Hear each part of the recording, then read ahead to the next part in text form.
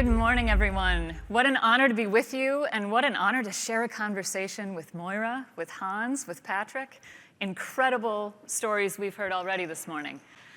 I'm Jen MacDonald, CEO of the Advanced Regenerative Manufacturing Institute. We are a nonprofit public-private partnership centered in Manchester, New Hampshire, and becoming known as Regen Valley. We exist to grow the global epicenter of biofabrication, the biomanufacture of cell-based therapies, and to transform the future of healthcare, to transform what's possible, and as Moira just said, deliver curative and restorative therapies to those who need them affordably. And building on the stories we've heard this morning, I actually want to use our time together to lift up a story. It's one we all know, but the ending is not yet written. The ending is something we will write together. Maybe you are someone who woke up this morning before everyone else was awake and began managing the effects of a chronic illness you live with every day. Maybe you have a family member who lives with type 1 diabetes, and you go to sleep at night wondering if the insulin pump that person wears is reliable enough to alarm when there's a problem coming before they're in serious trouble. Maybe you have a loved one who lives with the effects of chronic kidney disease and is facing the prospect of dialysis. Or maybe it's all of the above. We're in a state in this country where 6 in 10 Americans live with at least one chronic illness, and 4 in 10 live with at least 2. And that's in a nation with some of the most advanced healthcare resources on the globe. That's the story with access to healthcare. We have an opportunity to change this together, and that's why the Advanced Regenerative Manufacturing Institute exists. The story of regenerative medicine itself isn't new. This was making headlines in 1999, when everyone was worried about Y2K. This was making headlines back then, and it was described with enormous promise, with enormous hope. But company after company, product after product, didn't make it all the way to patients. The discovery was there. The academic prowess was there. But these products weren't transitioning all the way into people's lives. 2008, the government put out an interdisciplinary statement after years of joint work and investment in regenerative medicine, and laid out an effective roadmap for how that could change. In 2012, Dr. Yamanaka was awarded the Nobel Prize for creating induced pluripotent stem cells from mature cells. Changed the future, changed what was possible, changed innovation in this space. By 2015, the US government was investing $1 billion a year in regenerative medicine because of that promise. But there were no products yet commercialized. Why? What was missing? With all of that academic prowess, with all of that discovery, what was missing? These are recognizable images. And most of the time, we think about a light bulb as nearly synonymous with invention, with the patent of Thomas Edison. But it's actually a self-taught draftsman who drew up the drawings for that patent and created a carbon filament that was mass producible to bring light into homes, into businesses, into people's lives. Model T, we all know that story. On the bottom left, maybe a little less recognizable, is the Higgins boat. This is the landing craft that made the advancement at D-Day possible. If more than 20,000 of those landing crafts hadn't been produced, in New Orleans, Louisiana, in time, with crews working around the clock to make that happen. The outcome of that day may not have been the same, and the world may not have been the same. The theme in all of these photos is manufacturing. Discovery must be paired with that manufacturing to bring things forward to patients. This field of regenerative medicine has been highly artisanal, highly manual since its origin. These breakthroughs have been made one at a time at lab scale. And manufacturing scale, until very recently, has been thought of as more PhDs in more clean rooms. We can advance this further. As Dean Kamen says it, we need to turn grandma's chicken soup into camels. And the government agreed. In 2017, they launched the Advanced Regenerative Manufacturing Institute and a program called Biofab USA that the Department of Defense funded to change this, to build upon that academic prowess and create an industry. In Manchester, New Hampshire, there was actually a prior industry present.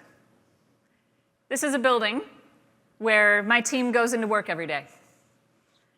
In the 1920s, this was the largest privately owned industrial complex in the world, making textiles.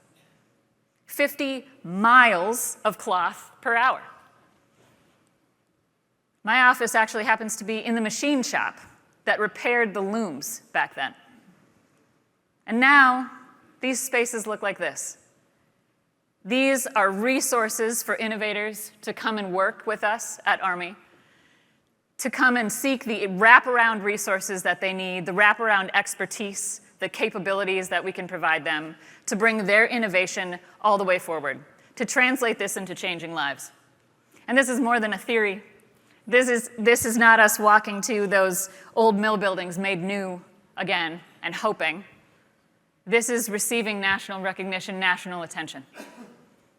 This is becoming real because we are applying those wraparound resources to innovators and seeing them bridge that innovation valley of death and bring these therapies all the way forward. We are enabling people to change that story. We hear questions like this very, very often. It's access to resources, it's access to expertise that is the challenge in scaling the manufacture of cell therapies, in the delivery of these novel therapies. We hear, oh, I foresee so many regulatory hurdles. And our chief regulatory officer says, no, those are not hurdles. You just have to know the path, and the path is paved. We hear people say, I don't have access to the equipment and the characterization tools, the analytic equipment that I need, the data systems.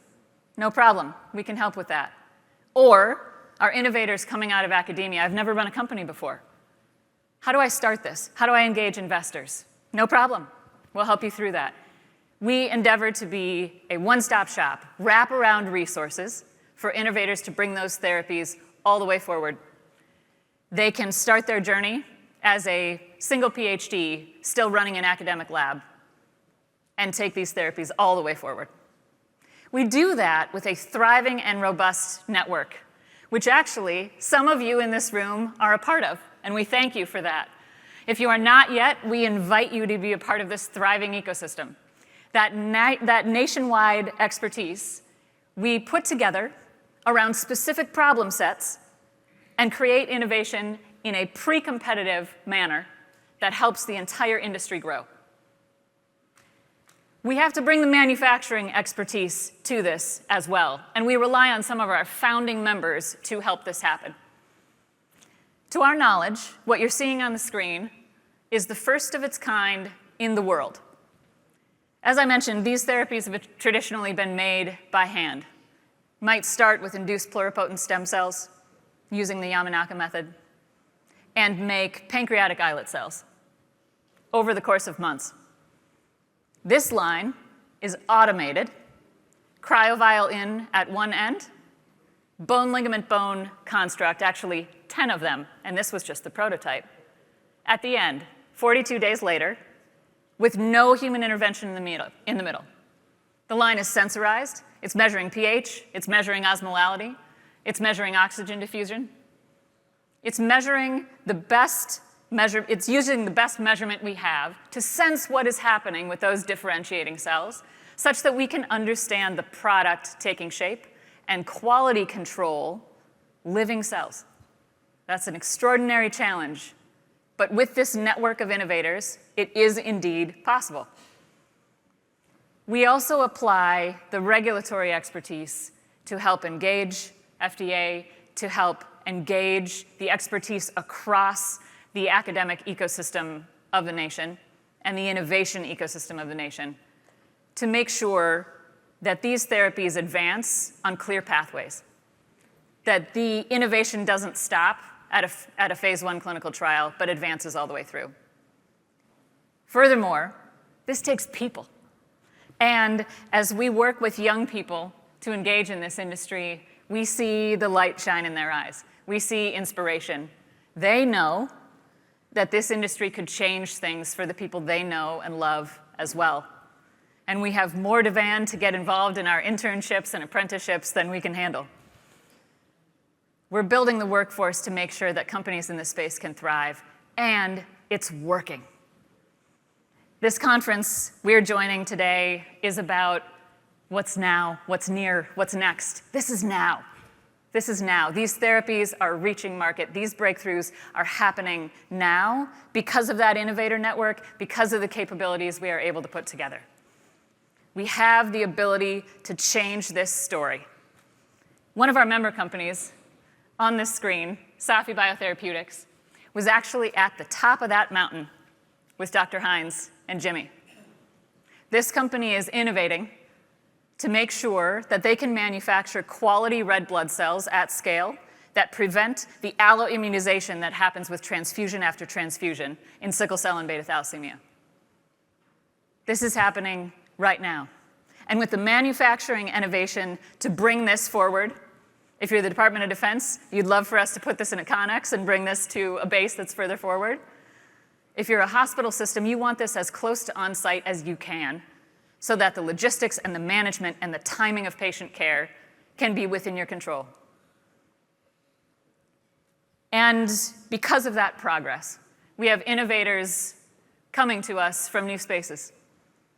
The organization Breakthrough T1D, formerly the Juvenile Diabetes Research Foundation, approached ARMI and said, you know what, we've realized that our researchers are spending an extraordinary amount of time taking induced pluripotent stem cells to pancreatic islets. They're spending months and many of our dollars just to begin the research that they'd like to pursue. And at the end of the day, because they've made those pancreatic islets manually, it's very difficult to compare the outcomes of their research to the outcomes of another lab. It's difficult to move that entire field forward. Can you give us a standard? Can you change this from a manufacturing perspective? I'm happy to say the answer is yes. We've worked proudly with Breakthrough T1D to manufacture standardized research use only islets, and we are now beginning shipping across the country and to the UK.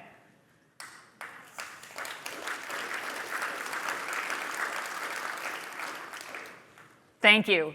And that credit goes to, again, that nationwide network, that team of innovators, those of you in the room who have been engaged with us, and those of you watching, streaming online, who are a part of this story. We can change this future. We can write a different ending together. And we invite you to be a part of it. Please come visit us in Regen Valley. Please be a part of writing the ending for this story. Whether you are a therapy developer or an innovator working on sensors that need to be integrated into those manufacturing lines, whether you're developing analytics or AI tools that will help with the discovery needed in this space, help with the scale that is needed from a manufacturing innovation perspective, or whether you are simply someone with a loved one who wants to see this story change. Get involved with us. Warm invitation. Thank you for the honor of being with you today. Thank you so much. Now I have a quick question. Yes. It's ARMI, A-R-M-I. Indeed. Does the ARMI know? They know. They know, and they don't mind? It's actually in honor of that Department of Defense investment that the acronym ARMI is the way it is. So ARMI with an I. Fantastic, thank you.